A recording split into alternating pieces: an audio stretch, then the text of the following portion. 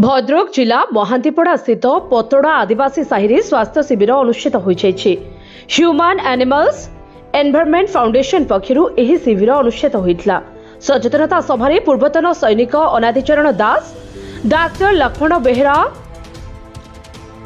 पूर्वतन सरपंच रविंद्र कुमार पंडा, सांबादिक हेमंत सिंह, बीजेपी नेता गोपालकृष्ण दास, समाजसेवी अलेख बेहरा प्रमुख जोग दे आदिवासी अधिष्ठित पतड़ारे स्वास्थ्य शिविर आयोजना करी मागणारे औषध बंटन कार्य को उच्च प्रशंसा करथिले।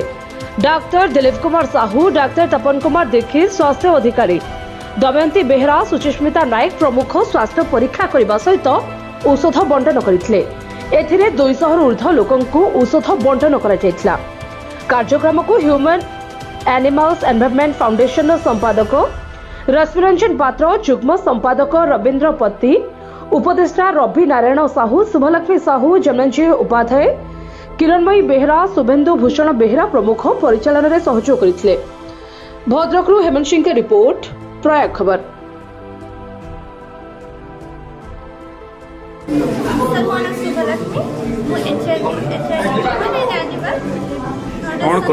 कौन कह आज जो ये पतड़ा जो सेवा कार्य है केते खुशी अनुभव कर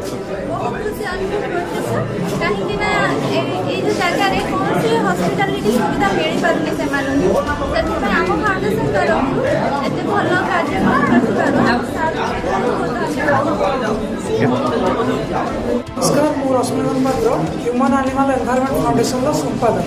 कौन पाई आपण गोटे आदिवासी एरिया रे ये जो कार्यक्रम आयोजन कले कौन वर्ष सारा आपनकर संस्था तरफ कौन हुए आज ये कौन पाई एटा को माने चूज कले जगह हमरो संस्था तरफ मझे मझे मेडिकल कैंप एक्शन जगह हुए, ब्लड डोनेशन कैंप हुए, अलग अलग प्रोग्राम भी अछि हुए। ए जगह को हम एथि चॉइस कलो जे हमरो तीनटा जिल्ला रो केंद्र बिंदु ए जगह यदि निहाती मेडिकल सुविधार आवश्यकता अछि किंतु एटा हमें देखिलु जे मेडिकल निहाती आवश्यक अछि से प्लान करू जे मेडिकल सुविधा पहुंचे। केते कोन लोकन को आज मेडिसिन दिया जिवो, परीक्षा केते कोन कले 200 ରୁ 250 लोकन पाखा पाखी मेडिसिन दवा सहित परीक्षा करा जिवो, बताऊ से सुविधा दे।